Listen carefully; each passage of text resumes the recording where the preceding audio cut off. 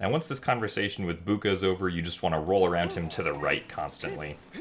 And then over here, you want to maneuver over to just push down this log as fast as possible. I did a little bit of a target walk, even though it doesn't really save any time because we're going forward, but I don't know, still kind of good to do anyway, I feel like.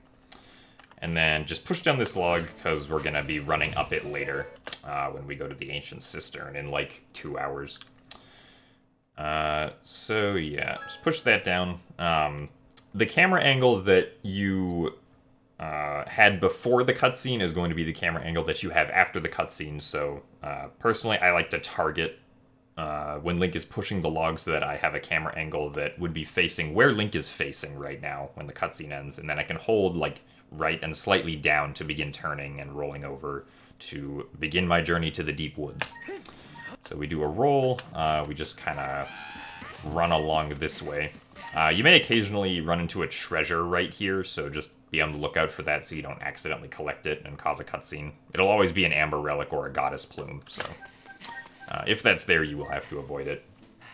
And once again, we're just running over in relatively straight lines using our refill a quarter of the stamina meter strategy. Go between these mushrooms. I personally like to go up this way, just because it's a straighter line, even though I see some runners like to go up this way. I don't think it really makes a difference, so do it the way you want, but that's just what I like to do.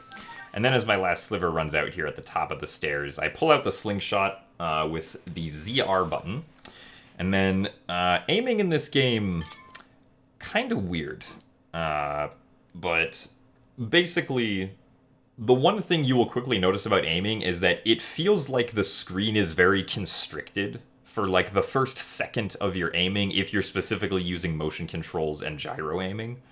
But that is only the case if the reticle near the center of the screen starts out somewhere near the edge of the screen, right?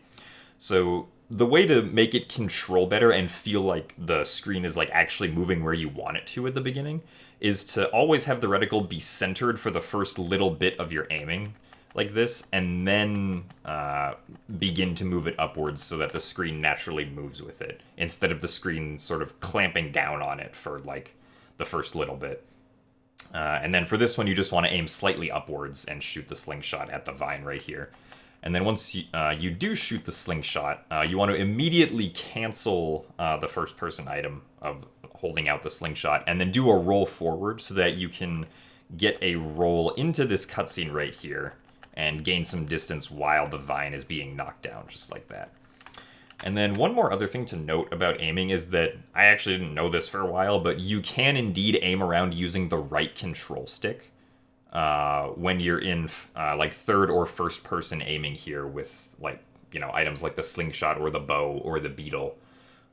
So one thing you could get used to if you want to is just like using the right stick to do like big maneuvers, right? Like sweeping really high up, really high down, really far left, really far right. And then using the gyro to sort of micro adjust your movements once like you're aiming in the general direction of where you want to be. Because using the right stick doesn't constrict like the screen for the first second of your aiming like using the gyro does. So that's another thing that you can try doing if you so want to. Yeah, and then you want to walk over to where the vine is. Sprint, of course. Just a little bit of those few steps. You want to try and grab onto the vine as far back from it as you possibly can. And then once you grab onto it, you don't want to swing quite as fast as you possibly can. You want to wait for the vine to stabilize just a little bit and also like re-angle yourself if you're not angled, like, you know, to be able to get to this ledge.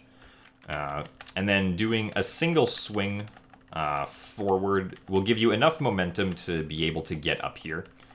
And then if you let go right at the peak of your swing forward, you should have enough momentum to get a shoulder grab just like this instead of like a wrist grab. Because the shoulder grab Link climbs up the ledge faster with the shoulder grab than he would with like a wrist grab. So just keep that in mind.